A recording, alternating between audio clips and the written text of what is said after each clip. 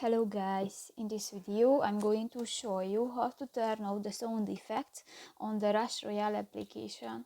But first of all, I just want to mention, please don't forget to subscribe to our channel, because at 100,000 subscribers we are going to show you our YouTube revenue statistics and growth strategy, how to make money online. So let's jump into it. First of all, open the application on your device.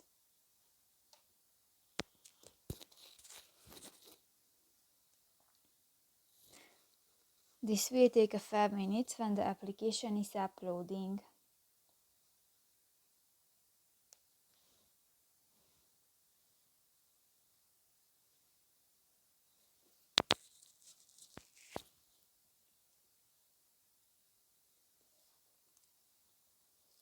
And new, click to the three lines at the upper right corner of the screen and go to the settings section. Here you can find the second option, the sound, and just click to the blue star icon. And new, the sound effects is disabled. So that's pretty much it for this video guys. See you in the next one. Bye bye.